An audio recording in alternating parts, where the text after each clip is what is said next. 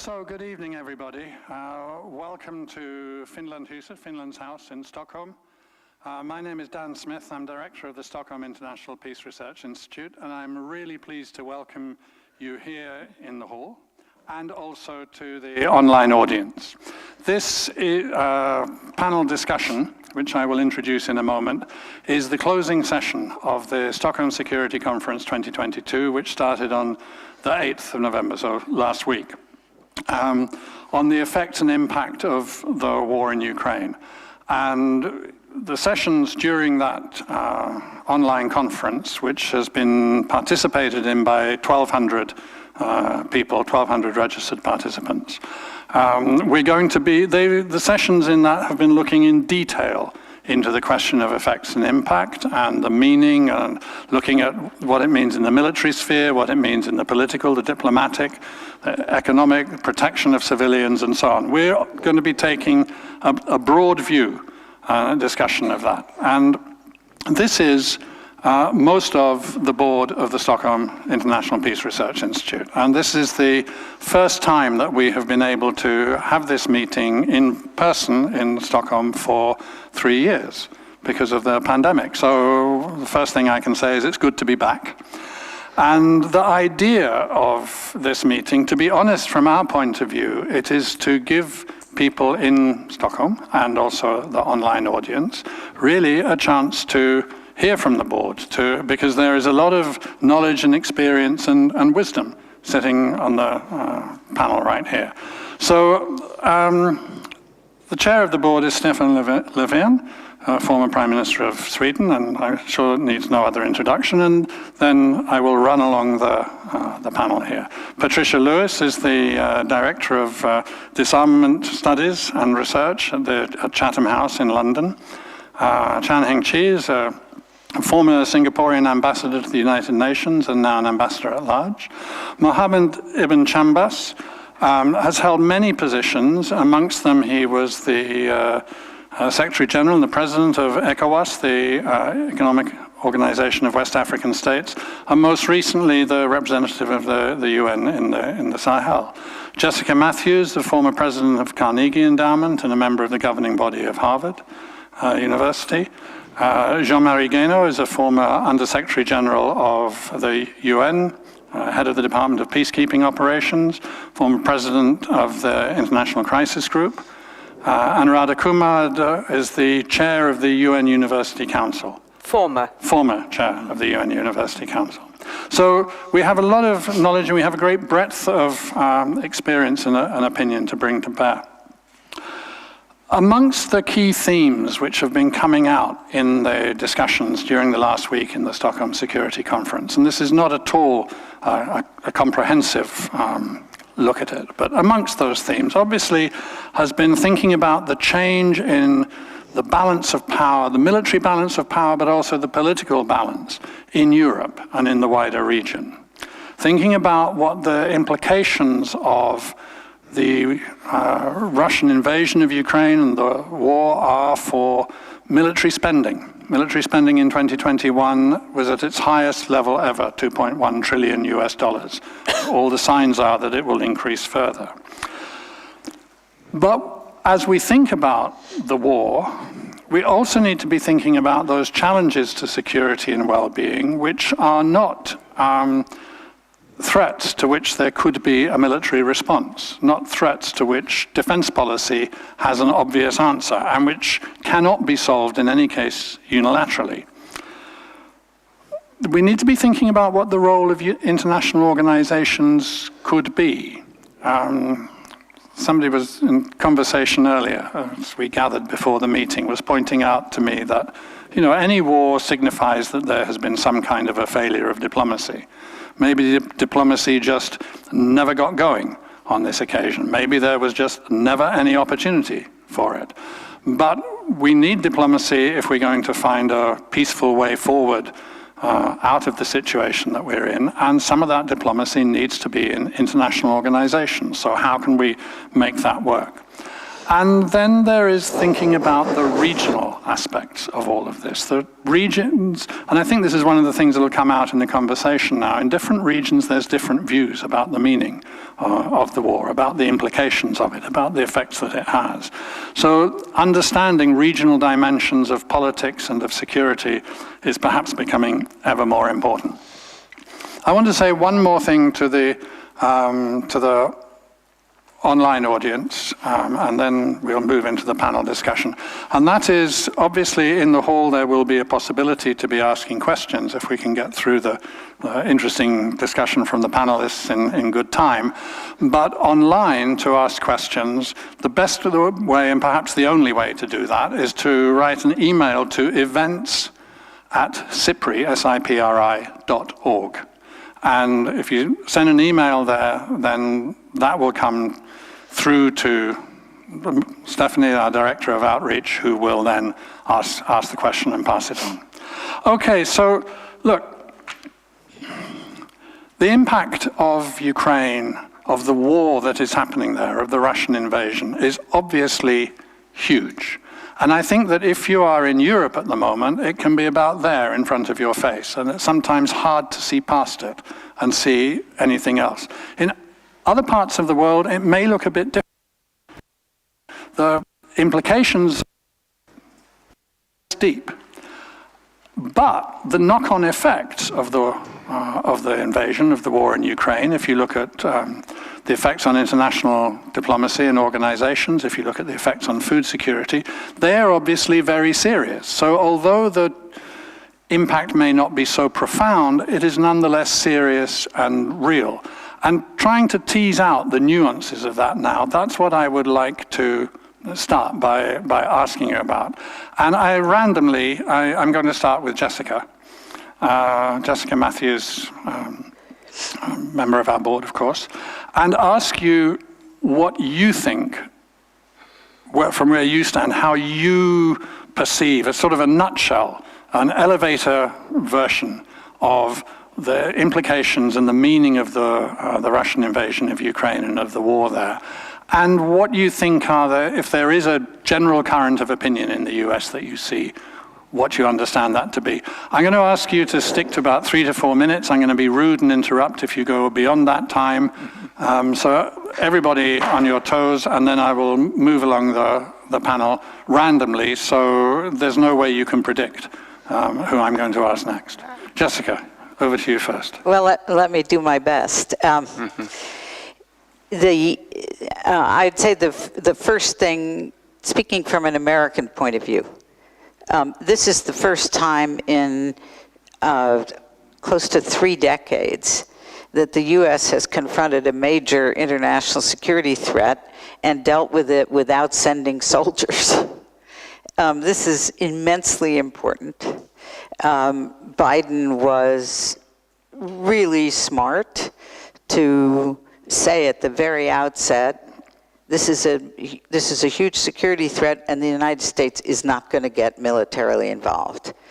At the same time, his military support, both overtly with weapons and covertly with intelligence and military advice, has been enormous and decisive, and has been the means by which the Ukrainians have been able to do what they,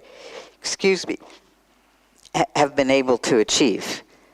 I would say that the only misstep he has made was the, I think, very unwise comment that the U.S. goal was to permanently weaken Russia. This does not seem to me to be at all helpful. But setting that aside, his leadership in this has been tremendous. And tremendous has been the new close relationship between the United States and the leading countries of Europe, well, all the countries of Europe. This is huge, and it's been a huge achievement in 2 years to rebuild what was largely broken. So that's crucial, and so that's the positive. The negative, of course, is that the norms that seem to be permanent post-World War II, that especially in Europe, countries' borders would be sacrosanct and immune from military attack, is broken. The UN had basically zero role, and we have an awful lot of rebuilding to do. And I would say also now that the threat, not the potential use still, but the threat to use nuclear weapons against a non-nuclear weapons state is one that has broken a norm that has not been recognized. You know, people talk constantly about the use of nuclear weapons would break a norm in place for 75 years. But the threat to use one against a non-nuclear state is equally important, and it tears a big hole in the non-proliferation regime. So that and the whole question of kind of the interaction of conventional and nuclear weapons in conflicts in the coming years is, I think, makes the non-proliferation regime right now in need of some really serious work. Why don't I stop there? Perfect. Okay. I wanted then to turn to Heng Chee. Heng Chee, can I ask you, what's your take on the same set of issues? What do you think is the implication and meaning of the war, and how is it, in general, does it seem to you understood by? Thank you, Dan. I come from Singapore, and Singapore is in Southeast Asia, belonging to a regional grouping of 10 countries. Singapore took a very strong stance on the Russian invasion of Ukraine. We voted to condemn Russia, and we are one of 35 countries at the United Nations that impose sanctions. 141 countries voted for the resolution, but only 35 countries voted to impose sanctions. The rest of the region in Southeast Asia, the feelings are nuanced and different. In fact, 2 countries, Laos and Vietnam, abstained. They are pro-Russia. Vietnam is, of course, an ally of the Soviet Union, received a lot of assistance, aid, and so on, buys a lot of arms from Russia today. So it's not surprising where they stood. Laos is also, a socialist communist country. Now, more socialist now. But if you look at Indonesia, Brunei, and Philippines, they condemned the action but did not name Russia, and certainly did not impose sanctions. Then you have Malaysia, you have Thailand, and you have Cambodia, who expressed concern with the action, just concern, but did not name Russia either.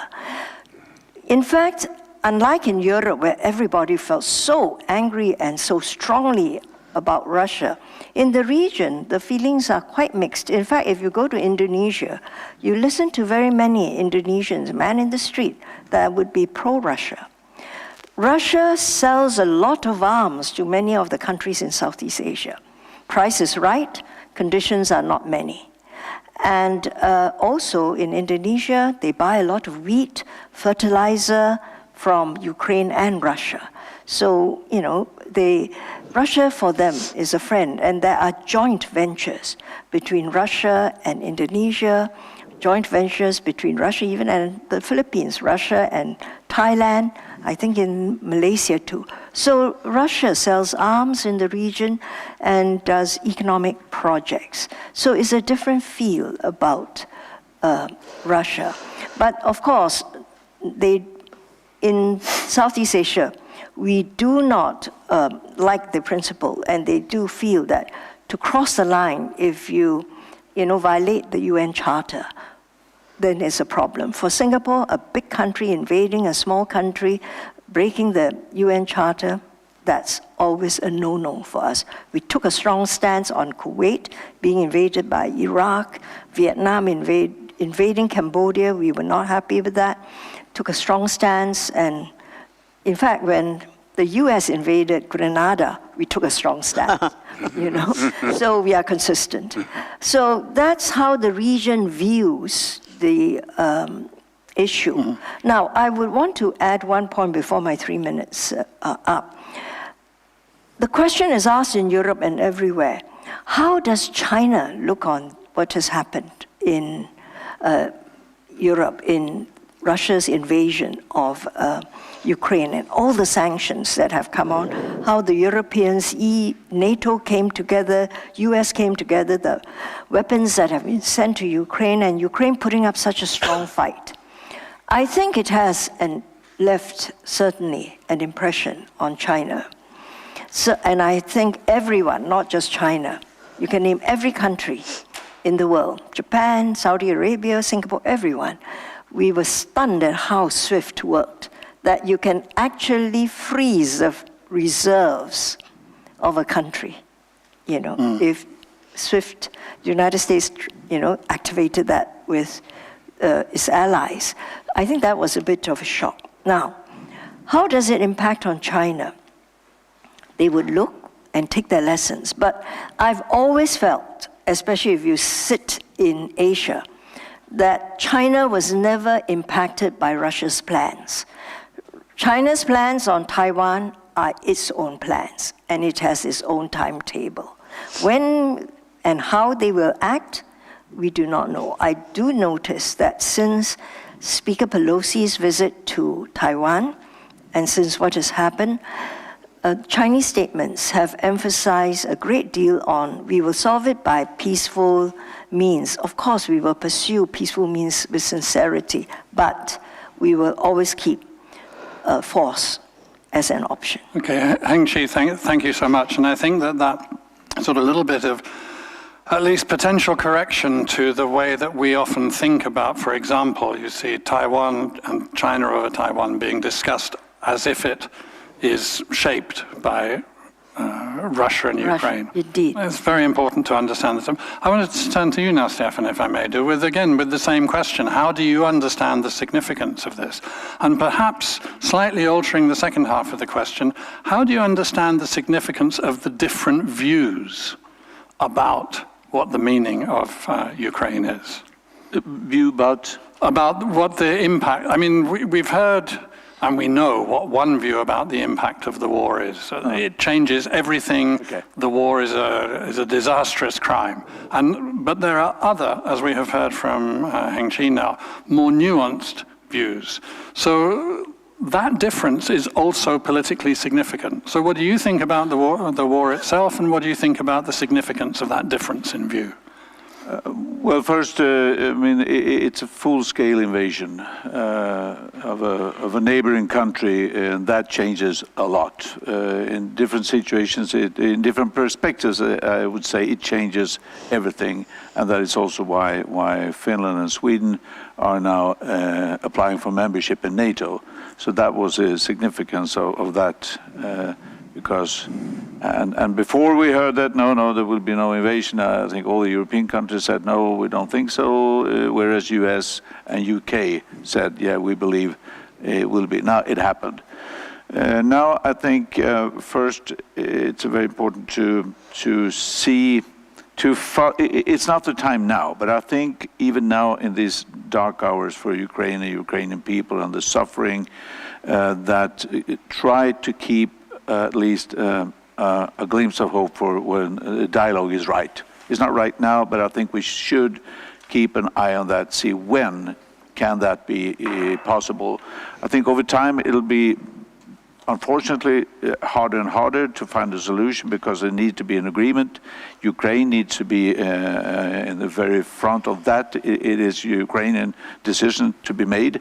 Of course, with the support of others, but it has to do with the territory, it has to do with the European Union, NATO, damages and all these things. But I think we have to, even now, think about that. And then we have, of course, the implications that the European security order is damaged. To be honest, even the UN Charter is really challenged by a superpower because, and that makes us, it's necessary for us to think about, now how do we repair that? How do we get into a situation where we actually can live in security towards one another? And in that perspective, I think that common security is something we need to talk much more about. Meaning that I cannot be safe until my neighbor and the neighboring area also is safe. It gives me an incentive to work for safety for others because it gains my own safety. We know since the SIPRI report this spring that climate environment issues are affected. We know that food security, we know energy security, all these, so there's a broad perspective of areas that we need to look into and see how we can develop a security for everybody out of these different perspectives. Okay, and then I'll move along and I'll come to Radha. And it's the same double question to you, Radha. From your point of view, what is the impact and meaning of the Russian invasion of Ukraine and the war? And there's a discussion going on in India. Tell us a little bit about that. Well, first of all, I'd say there's a huge distinction to be drawn between civil society in India and the government of India. Perhaps you know that there were about 30,000 Indian students in Ukraine when the Russian invasion happened. And our government, unlike the US and UK and other European countries, had not actually made arrangements to evacuate these young people. And their first reaction was very much that we are being bombed by Russians, just as Ukrainians are being bombed by Russians. And then they had to start to change their opinions because our government, of course, had a much more centrist or trying to play both sides of the game approach. And I have to say that that was one of the most painful things that I had to see, was how our students had to suddenly start getting apologetic about their own sentiments and their own experience. When it comes to our government, well, India has long bought arms from Russia. It has long had Russian support in the Security Council on sensitive issues like Kashmir, and indeed Pakistan too. And so they were torn.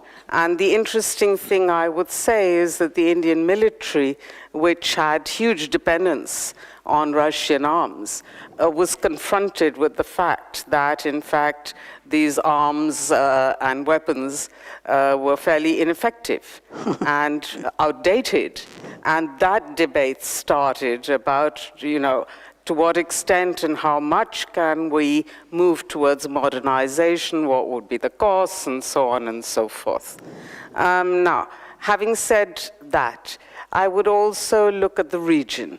And in South Asia, most people actually tended to abstain from the various UN votes, even on human rights, which, again, I feel deeply ashamed about as far as my country is concerned. I also feel that both my government and many other governments around in South Asia and the near region have gotten free passes on gross violations of human rights, and indeed on more increasingly autocratic behavior. Let me take Myanmar as an example. The coup in Myanmar happened just a little before the invasion. However, the military coup has gone more or less unremarked upon. The kind of pressure that existed earlier for the return of democracy to Myanmar isn't there. Even the Norwegians, who were such important mediators, have not really intervened in the mediation way that they did earlier. What I hear increasingly from the democracy supporters in Myanmar who have sought refuge in our northeastern state of Mizoram is this question that, you know, the whole world will talk about Ukraine's right to self-defense, but what about our right to self-defense? Why are all the neighboring countries, Thailand and others, Bangladesh, closing their borders to aid as well as arms to come to the national unity government and that army? And I think it's a very legitimate question that we too ought to be asking. And yet our media barely covers what is going on in Myanmar. So those are the big problems that I see. There are other repercussions, of course. The repercussions which make us start, well, perhaps, democracy is something that Europe sees itself as especially entitled to, and perhaps not in the same way do they care about democracy in our part of the world and the support that we require. And one quick last comment on China. This period has been one which has seen a much greater volume of Chinese incursions into Arunachal Pradesh and Ladakh, our northwestern and northeastern borders. It's not necessarily connected at all to Ukraine, but it's connected in time, more than one might say in cause and effect, and therefore it impacts. Thanks, Radha. And I think that as we listen to this conversation already, there's different lines of division than those that we are kind of generally accustomed to reading about that emerge. Jean-Marie, I wanted to turn to you now. Again, this kind of question. Your reading of the meaning of the impact of the invasion in Ukraine, and what you think, whether you want to talk, because you are transatlantic in yourself, so where you want to position your kind of thinking about in New York or in France? As a European for France who lives in the United States, so figure out. Yeah. So. Well, what strikes me in this war is that it shows how globalized the world is and how not unified it is, in the sense that we're going to see the impact of this war worldwide, food prices, energy prices, etc. But at the same time, there is far, and we hear it on that panel, there is far from a unified reaction. And I think for the Europeans, it's kind of a serious disappointment, because they have been used to imposing their narrative to the rest of the world. And that is not happening today. And they have to recognize that although a key article of the Charter was violated, Article 51, no use of force except in self-defense, all the world agrees with that, when it's a bad violation, but doesn't want to be part of that quarrel, of that European quarrel. Europe has lost its strategic centrality. That's my first reaction. The second reaction is that I think only Ukraine is fighting a total war, because it's fighting for its survival. Russia and the Western supporters of Ukraine are not fighting a total war. Actually, Russia, Putin doesn't want to use the word war. And so the more the war lasts, the more it's going to become a stress test of societies, because you need to mobilize people in the long run. Russia is already facing that, and it seems to be not so easy to move from waging war without societies to waging war mobilizing one's own society.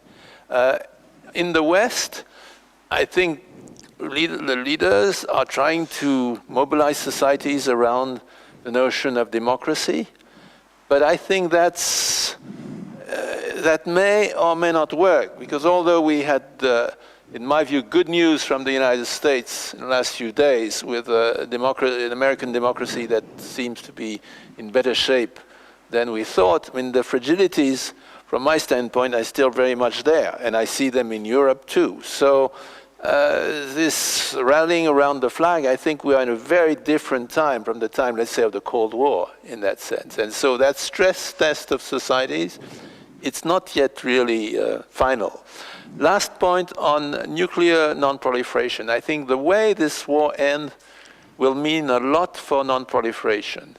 If it's clear that Russia has failed, it will be a net plus for non-proliferation policy. It will show that even if you have a huge nuclear arsenal like Russia has, at the end of the day, it has its limits. Mm-hmm. If, on the other hand, Russia seems to have gained something, then it will send a signal worldwide that you can conduct what I would call offensive deterrence under the umbrella of nuclear weapons. That is, you can launch conventional wars, but you're protected by your nuclear arsenal, and so that could give ideas to a number of countries and would be very bad news for the world. Jean-Marie, thank you very much. And then I'll move along to Mohamed. And again, the same pair of questions to you. Your view about it, and what do you think is the kind of the leading strands of opinion in your region? In Africa, especially in the context of the African Union, there are two principles that are kind of pillars that hold the Union together. One is the inviolability of national territories, because we know the history of the continent and how many of the borders were artificially created. And so at independence, when the Union was being formed, it was agreed that we freeze the borders as they are, and we accept to move forward and create better cooperation, collaboration, union, etc. So for that reason, there is let me just put it this way, that there's a resentment against this kind of use to change national boundaries. And that's why you will see that a good number of African countries do in fact vote when the issue of Russian attack on Ukraine comes before the UN. So that is to be stated. But at the same time, there's also, and second principle is non-use of violence to resolve disputes. Because as small countries, it cannot be in our interest as African countries if internationally the old gumbo diplomacy of which we have been a victim continues to prevail. So from 45, when UN came up and stood on these principles, the African countries have gone along. But at the same time, Africa seems to be seeing in this new situation a return to Cold War and bipolarity. And Africa's experience from the old Cold War was bad, where, quite frankly, both sides supported dictatorships, and in the end, it was the African people that suffered. In fact, there was a popular saying at the time that when two elephants fight, it's the grass that suffers. So that was the reality of most of the population, although some elites, maybe by taking sides here and there, gained. So Africa prefers to see a situation where it is not forced to choose in this emerging struggle between Russia and the West. But there may be a little sympathy to Russia only because of its historic role in the fight against colonialism, and especially in its support to liberation movements. And this explains especially why Southern African countries tend to be perceived as being more sympathetic. I think the explanation for that is they have not forgotten who was on their side in the fight against apartheid and the last vestiges of colonialism. Now, on the emerging multipolarity, Africa prefers that perspective because Africa wants to be friends to all and enemy to none. And objectively, at this point, if you take a country like China, a country like India, Brazil of Lula, and you will see that there's a lot of hope again about Brazil playing that role now that Lula is back. There was a broadening of partnerships beyond traditional partners on the part of Africa. That yes, we have our historic relations with Europe, and the EU in particular has been a very strong partner in terms of peace and security, in terms of development, trade, etc., etc.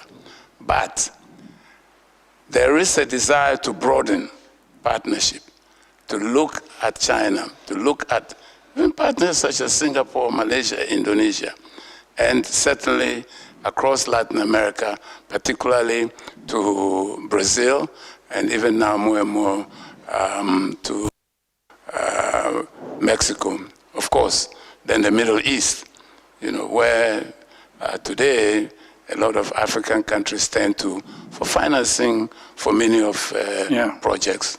So this is why the African position is not as clear-cut as Europe in particular would have wished, given the traditional relationships that have been there over the years. Yes, and I think the reminder about the history of colonialism and anti-colonialism is an important one to bear in mind, all too often.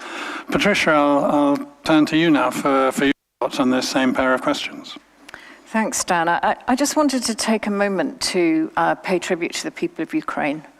Remember all of those who've had the most terrible things befall them: death, injury, displacement, criminal acts, and the trauma that's gone to. And also to include in that the young Russian soldiers who have been sent to their death and trauma from no fault of their own.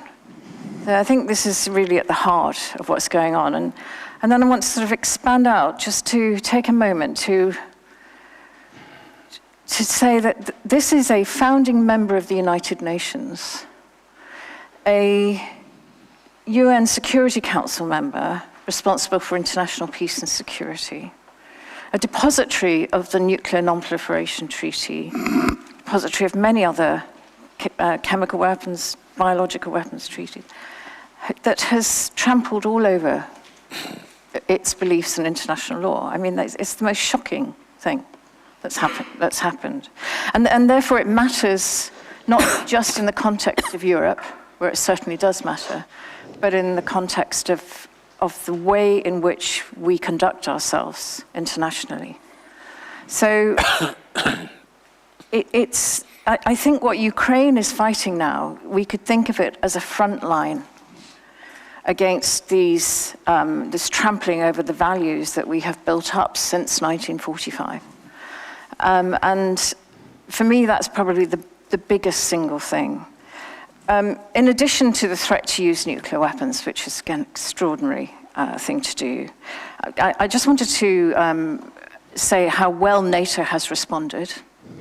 It has not responded in kind. It has responded very carefully, making sure that the Russian people know that they won't be responding with nuclear weapons immediately should Russia decide to do that, and that they have the conventional capability to do that. I think that's really important to know. But it would, I think, if Russia were to use nuclear weapons, either in Ukraine or elsewhere, probably engage NATO then in a conventional war.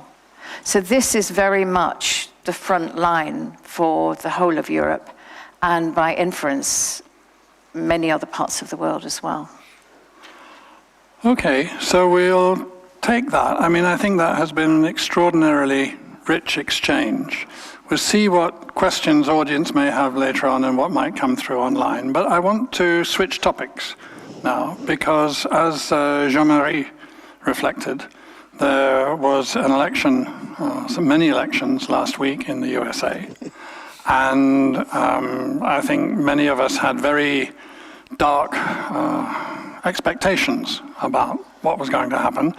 And Jessica, why didn't it? What did you say there? Why did the red wave not happen? This is the first time since 2016, 6 years, that I have been able to say anything positive about politics in the US. Think about that. I mean, it is... It's all right. I still haven't found a chance to say anything positive about politics in the UK. Well, that's true. That's true. But it hasn't been nearly as bad as the US. No, and it's not nearly as significant either.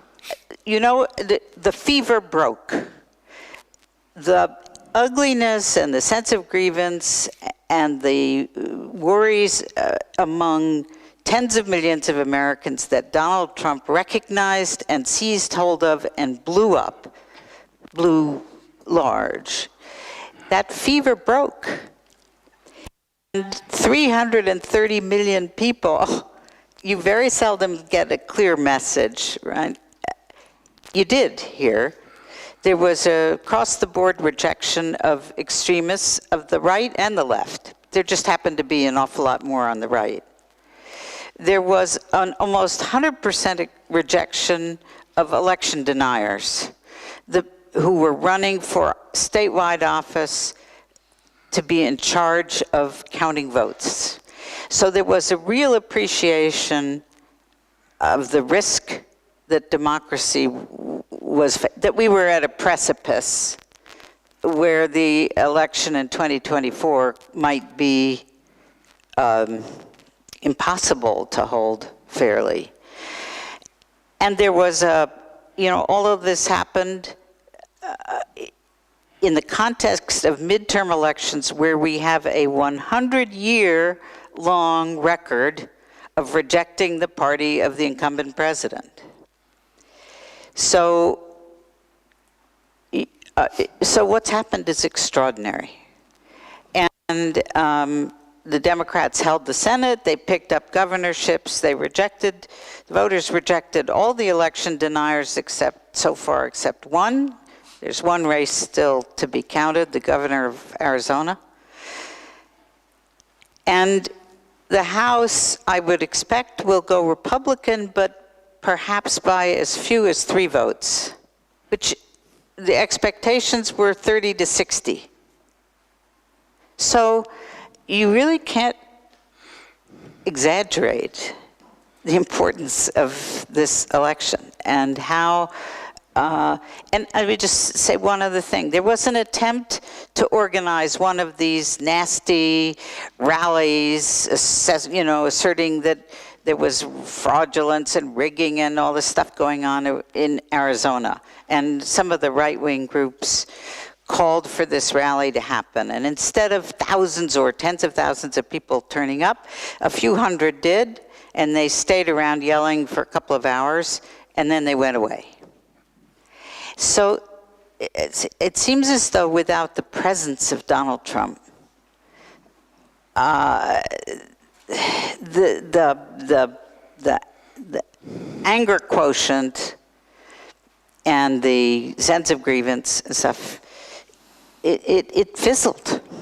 It's different. Yeah. It's different from it was a week ago. And do you think that this is something we'll see then coming through in 2024 as well?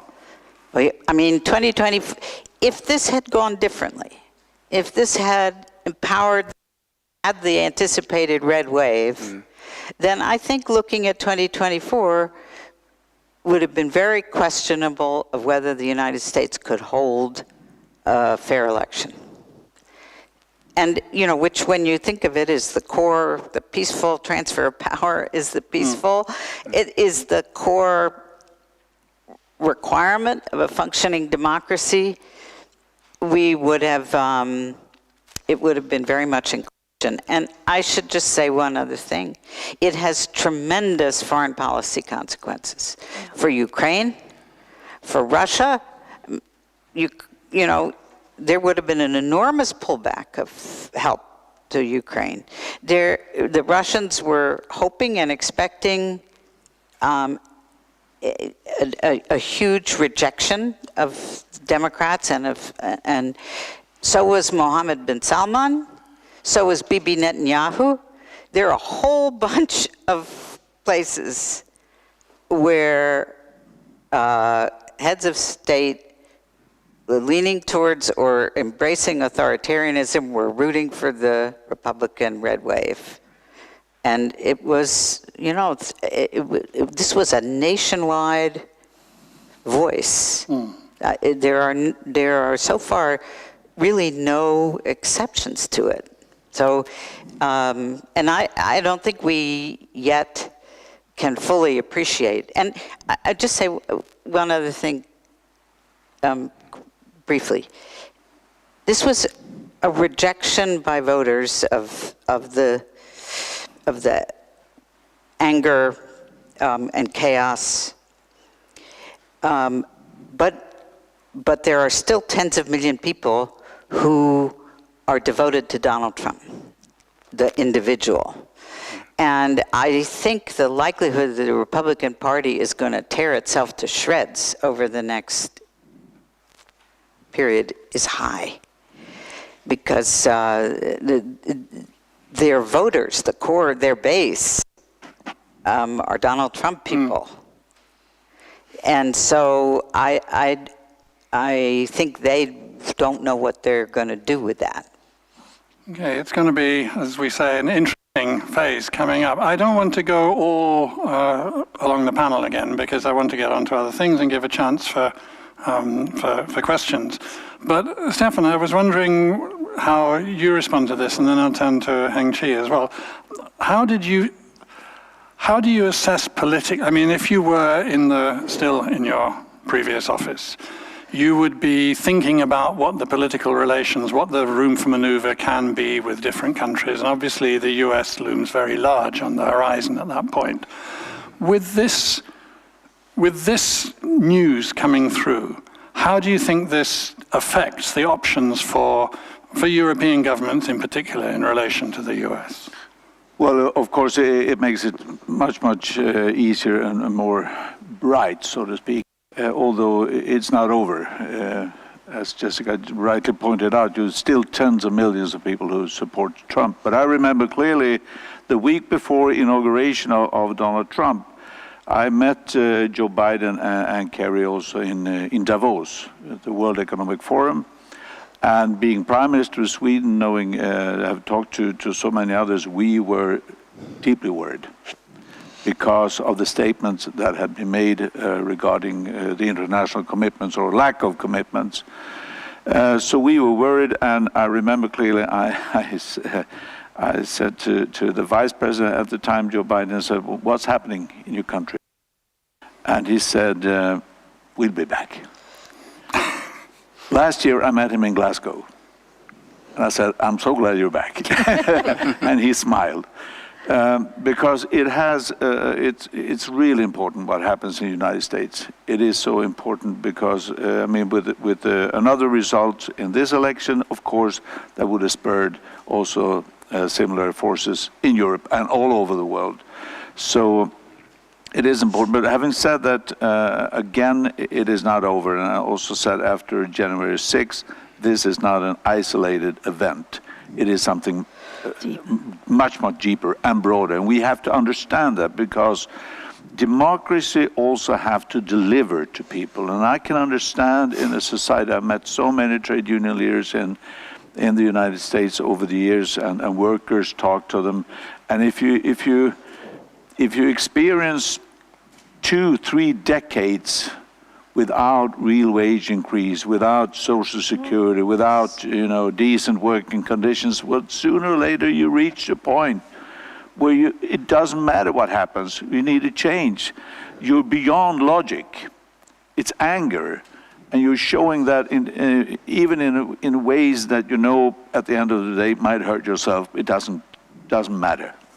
So I think we have to be very aware of that. That's right. And I think we should gather all forces, I mean employers, unions, workers, but also society, in finding a way forward together, making sure that everybody has a place here and now, but also over there. Because if not, we will face this again. So democracy is still threatened. Not only US, we can see it also gradually in other countries with these forces. And then we have to gather all the good forces and think, how can we enter into a situation with a dialogue that actually makes it possible for everybody to see the future with brighter eyes than now. And Heng Chee, how do you see this same set of events? Thank you. Thank you, Stefan. You spoke as a passionate man of politics and shows all your experience. And you touch on the nature of democracy and what democracy must exhibit, must deliver to be healthy and survive. You forgot to mention, Dan, that I served as Singapore's ambassador to Washington for 16 years. So I feel, I know the society, I love the society. So I have to say that when the results came on, I looked closely, and I was quite relieved and delighted, for the reasons that Jessica said, the fever broke. But more than that is what Stefan said too, is about the democratic model. I think democracy has been faltering as a model. And for other countries that are trying to create nation build and sort of come out with a model of government, we watch. And in the last few years, the city on the hill was not shining so bright. At least now you have an opportunity that things could look different, and it makes a world of difference. It makes you feel more optimistic. It's delighted. But more than that, I think because it is the Democrats who have really, this is a bit of a revolution, what they've done to push back the tide. They kept the Senate. They're not going to lose the House by too many seats. So Joe Biden comes strengthened as a leader, and as a foreign policy leader, it has a lot of meaning. And for countries that are, for your partners and countries outside, it means a lot. And I am hoping, because Joe Biden is now a leader who is strengthened. He went to Bali for the G20 meeting. He met Xi Jinping, who's also a strengthened leader. So two strong leaders are meeting rather than a weakened leader and a strong leader, and they are talking. The first reports that have just come out seem okay, all right? But I wouldn't say, I've been in the US long enough to know that the nature of the relationship this time is really different. The US-China, the problems in the relationship. But you see, when I was in the US, we always said, in the first year or the first few months of an administration, they never get the China relationship right. Things go quite wrong. Then it rights itself in the second half of the term, or takes an incident like George W. Bush. Early in his term, EP3 happened. And there was the American surveillance plane and the Chinese jet shooing it off, and there was a crash. Plane was landed in Hainan, and everyone thought, oh my goodness, what's happening? Is this going to be a war? Well, that was averted. So I am hoping, Jessica, that in the second year of President Biden's term, the US-China relationship will be tweaked a bit. And I hope President Xi Jinping takes the opportunity to and work together on issues that are not so hard, but issues that they can work together on, probably non-proliferation, climate change, but it's good for foreign policy. And you finished on climate change, which is particularly neat. This wasn't choreographed at all, but that was where I was about to go. And I think that we'll have, 3 or 4 more inputs from the panel, and then open for questions. So if you have questions on anywhere in this wide range of topics, a chance to start asking them in a few minutes. In case anybody forgets, this is not just the year of profound military and hard insecurity, year of climate change as well. This is the year of a once in 500 years drought in Europe, the emergence of the hunger stones towards the Rhine. This is the year of a worse drought in China been recorded before. This is the year of a third of Pakistan being underwater with flooding. This is the year of those parts of the Horn of Africa which are not flooded being hit by drought, and so on. This is the last 8 years are the 8 hottest years since we've been recording these things.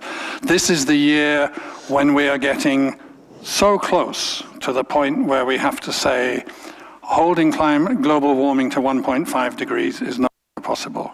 1.8 degrees is the best we can hope for.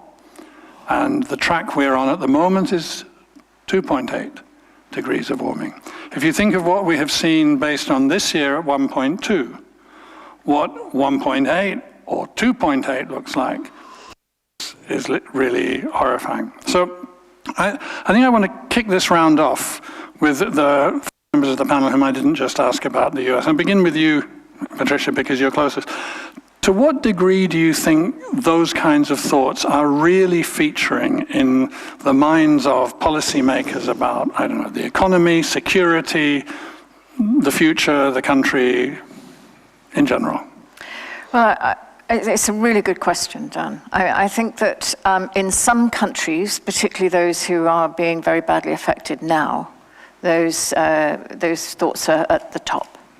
Obviously, Pacific Island states, those countries that are suffering extreme weather events. We saw what happened in Pakistan. Bangladesh is always aware of this huge impact. These are just to name a few. And I think as extreme weather events occur in the rest of the countries, this is rising up the agenda, absolutely. We've seen at COP27, this whole approach to we've got to prepare. I think in the past it's been let's try to avoid, but I think people are now saying we have to avoid the worst, but we have to prepare for what's coming. And that, I think, is where we really need a complete change in the way we do business as governments. For those of us who have the resources to assist others in those preparations, those frontline states, if you like, the resilience measures, the adaptation measures, mitigation measures, while at the same time, of course, reducing our carbon footprints, our carbon outputs, etc., and increasing in renewables. Now, this attack against Ukraine has, of course, changed the energy equation in Europe. And temporarily, I think we're going to see an increase probably in carbon emissions. But in the longer run, I think it will spur the push towards renewables. And that, of course, is a win-win for everybody in the longer run. Mohamed, let me move along to you. Seen from the perspective in sub-Saharan Africa, I mean, again, it presses upon many of the governments. To what extent is it really into their thinking and their planning and their policy? No, it's an issue. I mean, it can be seen even in the weather changes that you have talked about. There are more frequent floods, more frequent droughts at the same time. And so many governments now see that there's a responsibility to do something about it. Now, is the pace of transition where genuine issues and differences are arising. For instance, if I take Africa, where in a number of countries, oil and gas discoveries are being made and could really be a source of additional revenues. It is hard to accept the hard argument of some that no, we are transitioning from fossils, so do not develop these fields. And it's a position that Africa is taking very strongly, certainly in Cairo, in Sharm el-Sheikh. President Maki, who is the chair of AU, was a strong advocate of this, in saying, as developing countries, we have a huge requirement for resources, and we cannot depend on foreign assistance alone, which, by the way, has been unreliable, sometimes trickling in too slowly. So if Senegal and Mauritania now have possibilities to tap their oil and gas, especially gas, then they can use us to produce cheaper energy, which can drive transformation in their countries. The same is true of Mozambique. In Middle Eastern countries, many of who are still developing countries, you cannot expect the same pace of transition as in Africa, as in this country. So Europe and North America, which, by the way, have a bigger responsibility for the problem, should be willing to at least make some concessions to allow that the transition period will have to proceed at a variable rate and not require everybody to move immediately to renewables. As clean and as good as that is, the transition cannot be at the same pace. Right. Jean-Marie? Well, I think what Mohamed just said shows how, for instance, for the Europeans, the challenge is big, because it's a challenge on how you manage the transition, and it's the role of gas in that transition. And there are different views in Europe on the role of gas and the taxonomy, as the European Commission calls it. I mean, what place you give to gas is far from clear. And if you are very rigid on that, you're going to create problems, the problems that Mohamed just raised. And beyond that, there is a question of just financial solidarity. There, to be totally candid, I am worried, because it's not so much the military spending for, I mean, it is part of the picture, the military spending to beef up European defense. But it's also the fact that at the same time we have been confronted with a serious economic shock, that the governments have tried to protect their societies from that shock, that different countries are in different fiscal positions. Germany has been very, I mean, Cigale la fourmi has been saved money in happy times, and so is in a position to buffer its population in a more efficient way than countries who have been less rigorous, like my own France or like Italy. And so it creates tensions within the European Union on how you share the burden. And so combining the burden sharing for protecting the population from the economic shock, plus the burden for a transition that has to be managed worldwide, because it's fine if Europe makes big progress toward a greener economy, but if in the meantime other countries which don't have the means contribute more to CO2 than Europe saves on CO2, then it's not a good deal. So I think we're going to see political tensions between developed countries, between rich countries on that issue, including also between Europe and the United States, because Europe is not happy to see that the United States sells its gas to Europe, but sells it at a much higher price than it sells to American industries. And so there's an issue also there of fair competition. So when you put all that together, you have the ingredients of a rather difficult period. So I'm going to turn to questions in a moment. I'm just alerting everybody. Radha.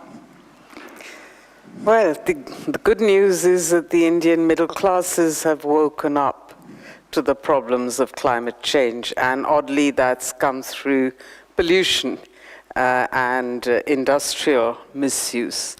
The bad news is that we're going in for a general election in 2024. We have 2 state elections right now. Energy prices, of course, have been affected by the war on Ukraine.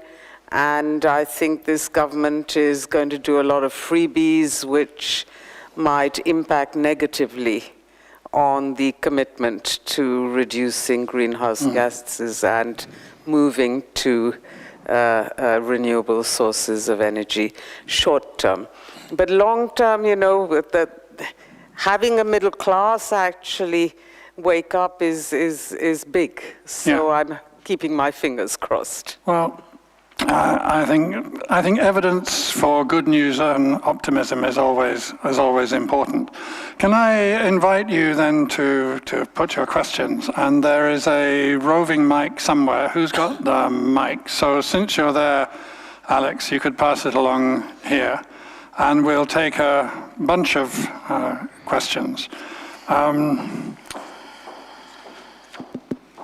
So we'll take one here, and then one at the back, then one there, and another at the back.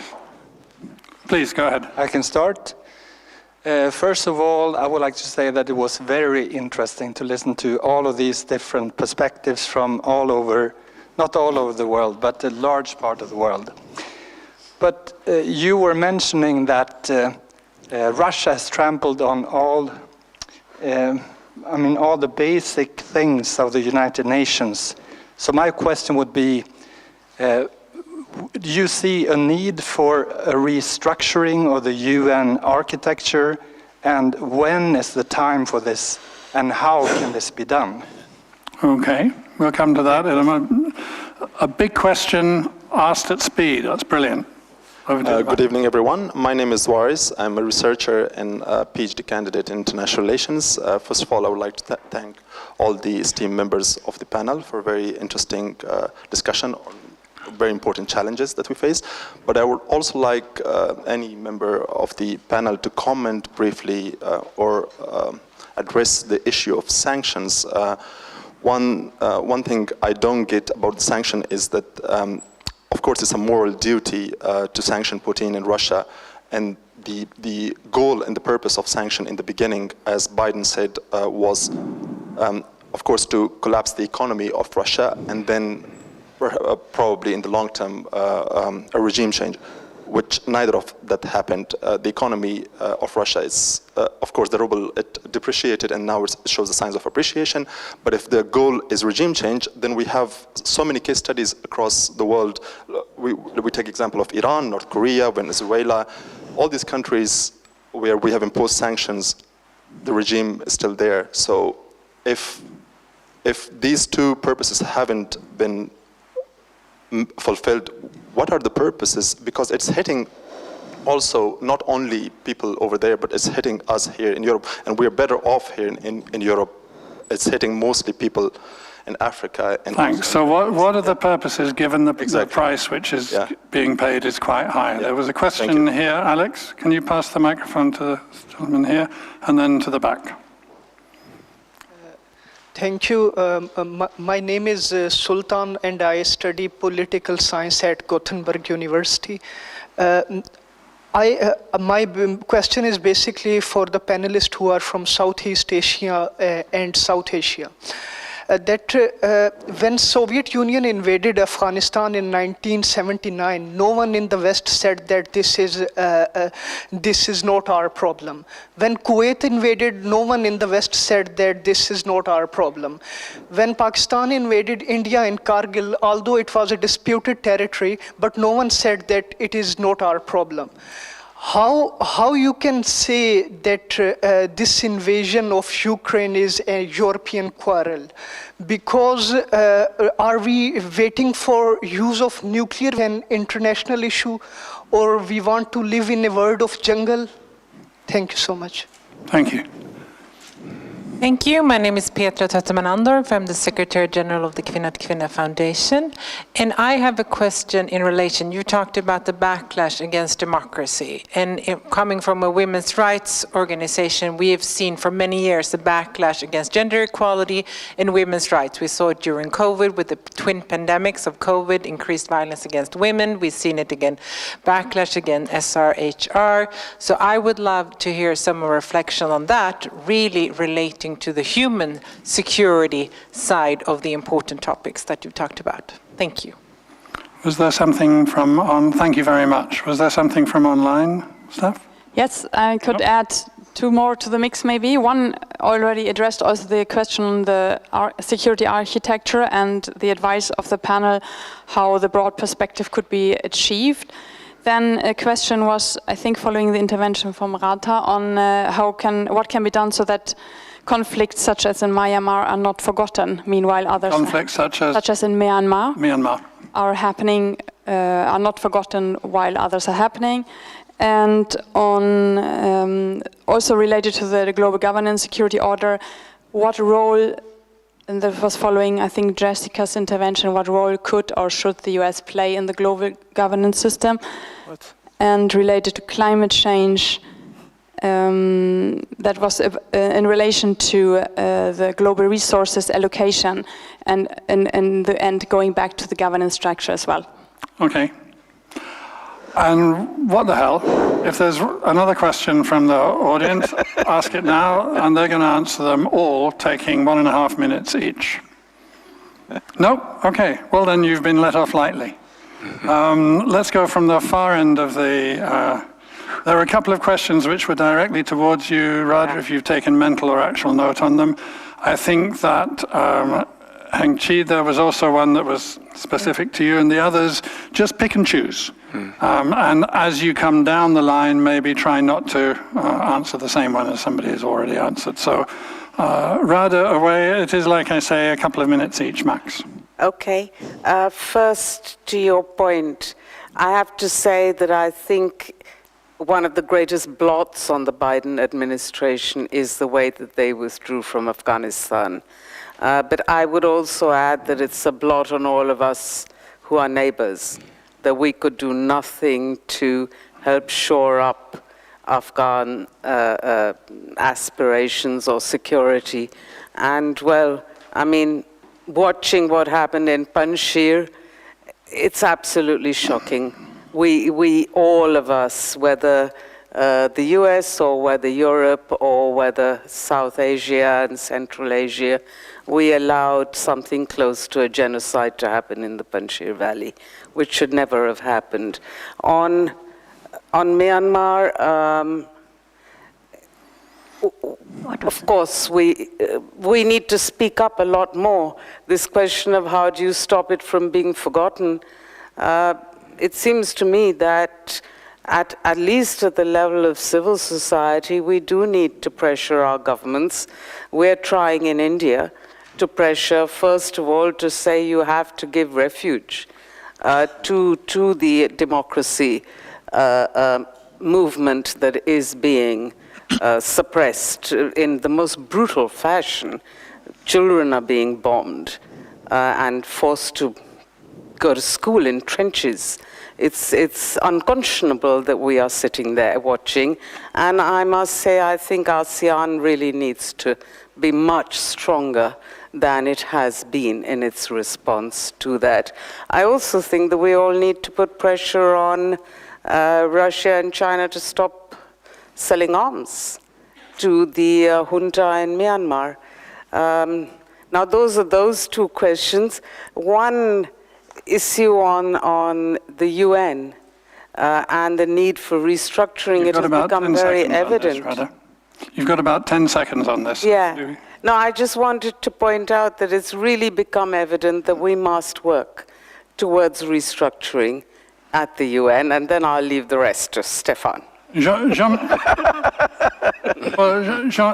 is the UN veteran here, so maybe you'd like to restructure the UN, Jean-Marie. Yes, no, the problem of reform of the UN Charter is that for reform to pass, it must not have a veto of one of the 5 permanent members. So and all the 5 permanent members at one point or another have violated the Charter. UK and France with the Suez expedition, the United States at least with Iraq, the Iraq War. And so they're all in an uncomfortable position when it comes to being a rigorous stickler. And actually what's surprising is that in the case of Russia, Russia was always very keen to be, thinks it's very important to be a permanent member of the Security Council, and usually has been a guardian of procedures. And with that action, it has weakened in a big way the authority of the Security Council. I'm sure a lot of Russian diplomats were dismayed by that.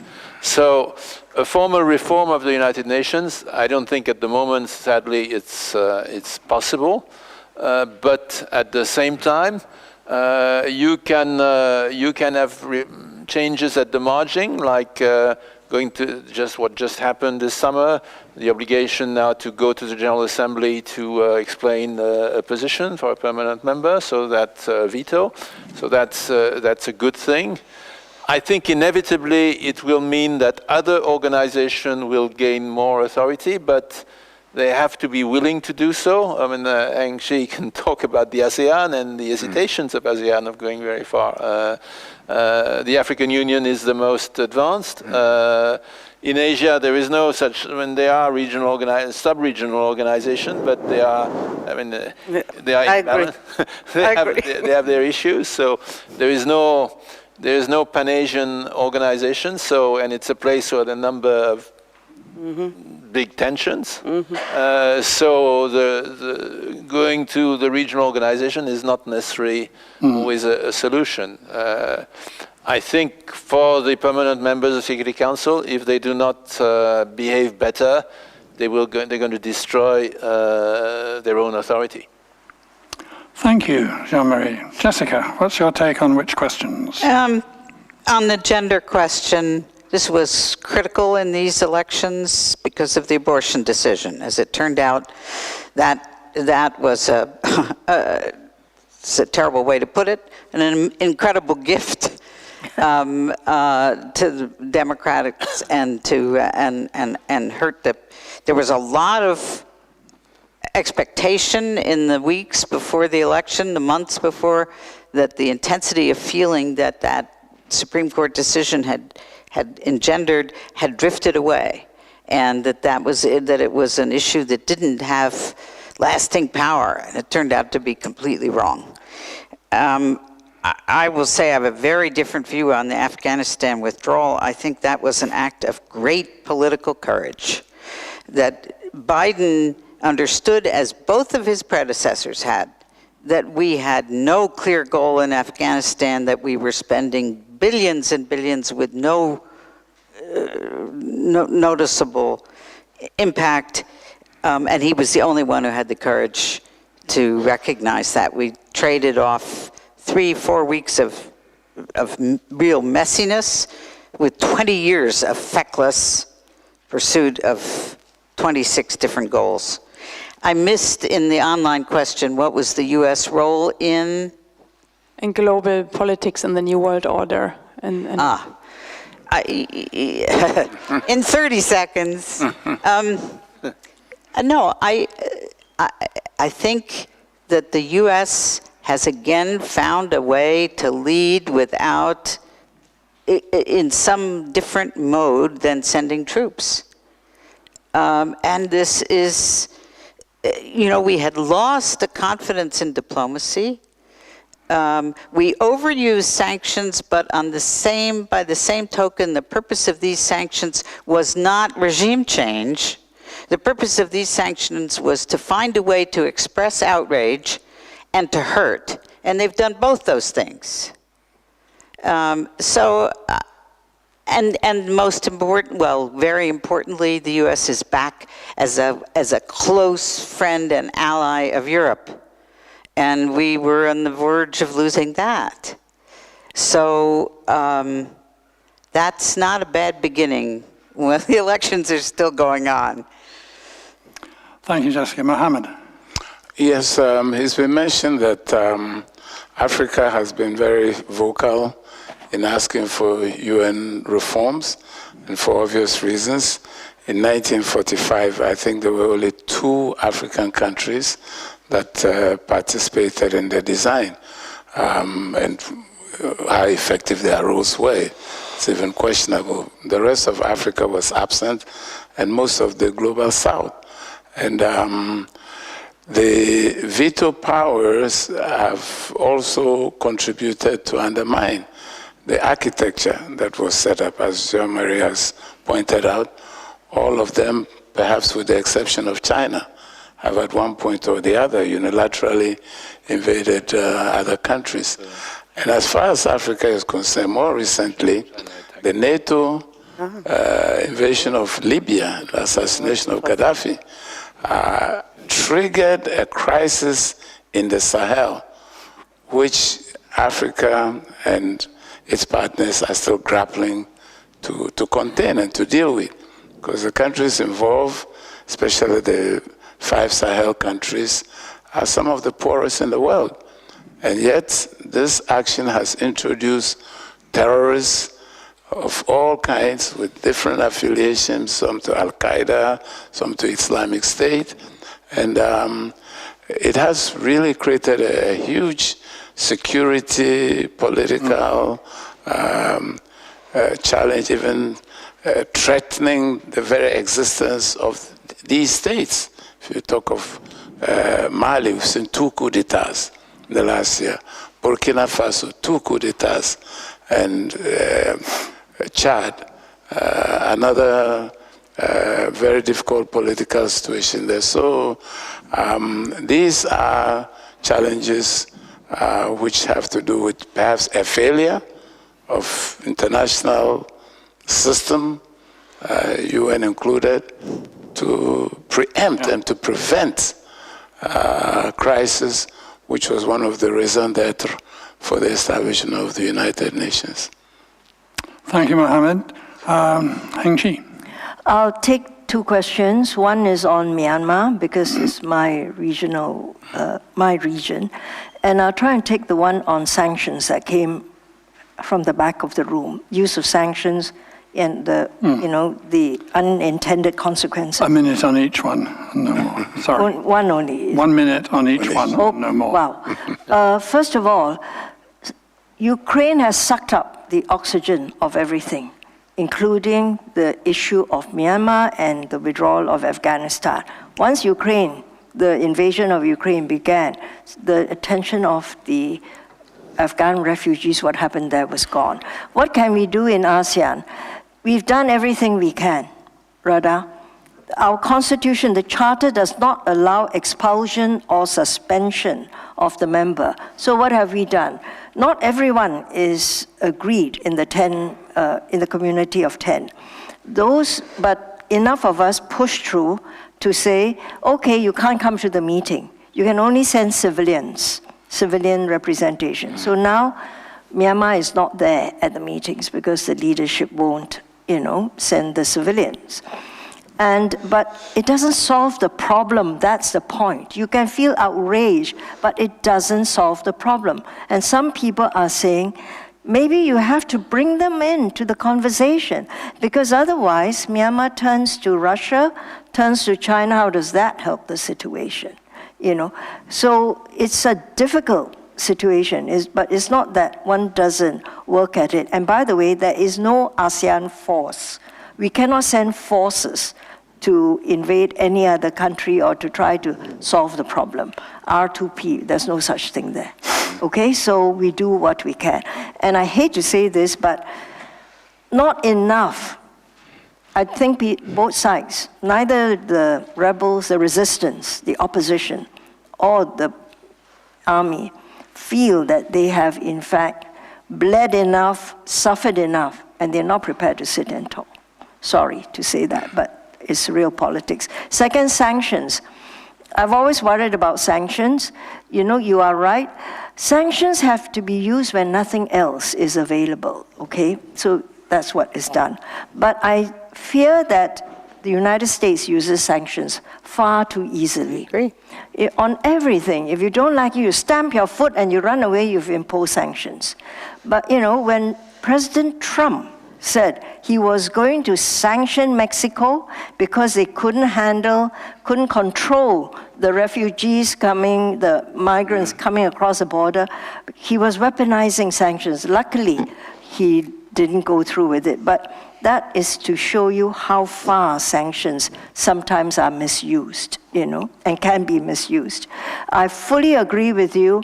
Often it's the poor that suffer. When the US sanctioned the Myanmar military, they got what they wanted. It's people who didn't get food, who didn't get medicine, etc.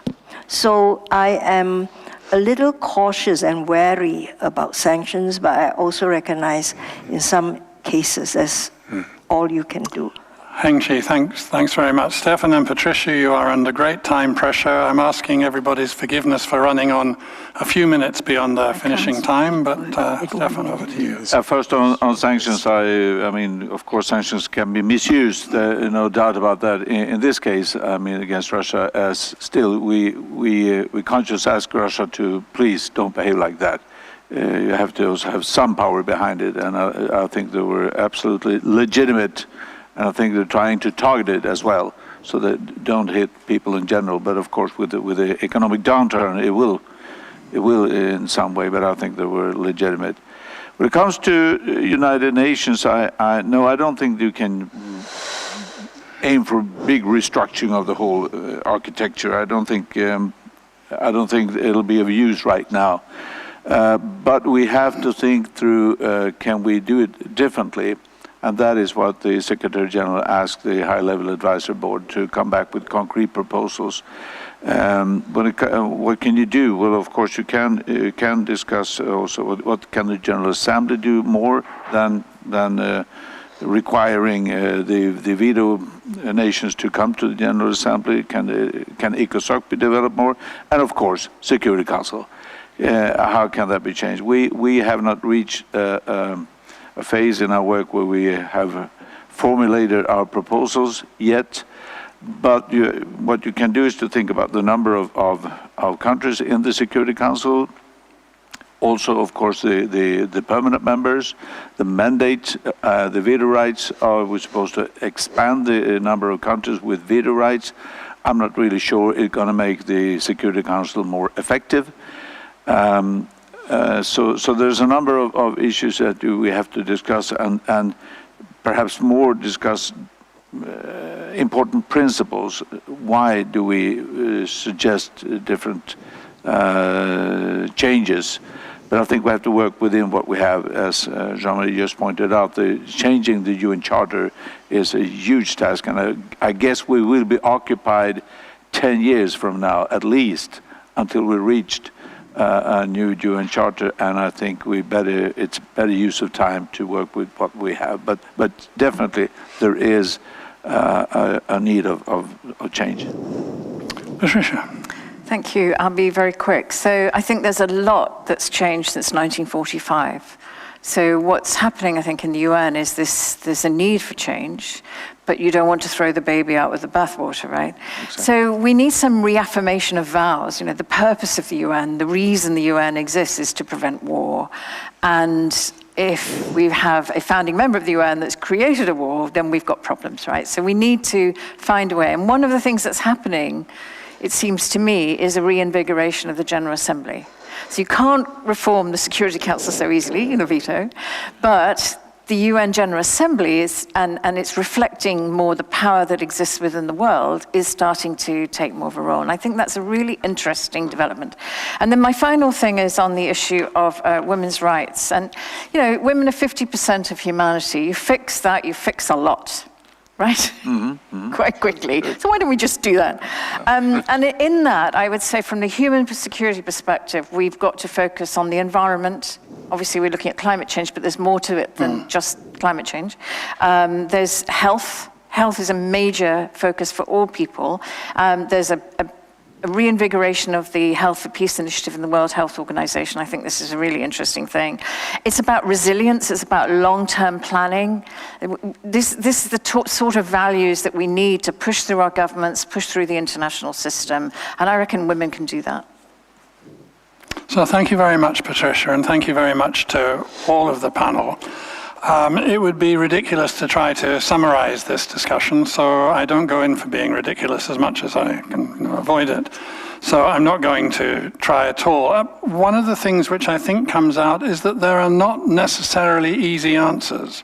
A lot of this conversation needs to be carried on with the use of expressions like yes, but, and yes, and, because there are so many nuances in this. There are so many angles to understand it from.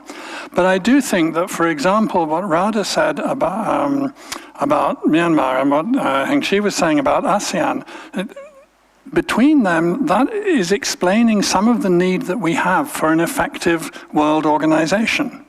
Because if ASEAN cannot do it because it is bound in that way, there is only a higher level of authority. There is only a global organization that can do that. And that is why the damage which is being done to the UN by a member of the permanent member of the UN Security Council starting this wholly unjustified war of aggression. That's why that damage is so serious. I also wanted to pick out something that Jean-Marie said, which I wrote down and thought to myself, oh, this is wise, which is that the world is globalized but not unified.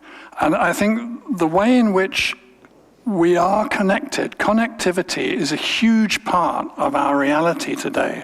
But somehow that hasn't quite it's brought us closer in one way, but it hasn't brought us closer into alignment of thinking or of approaches. And we need to work very hard on that. There's two other things I wanted to finish with. Thinking about Ukraine is enormously important. But that expression, it sucked all the oxygen out.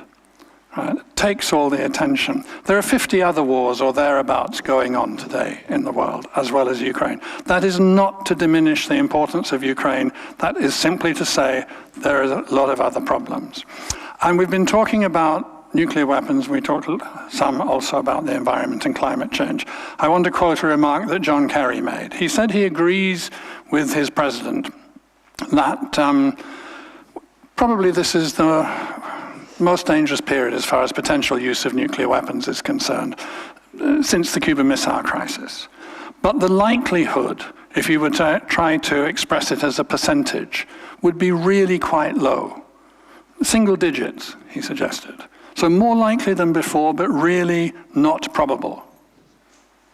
As far as climate change is concerned, if we continue on the course on which we are now, the probability of a series of terrible catastrophes is 100%.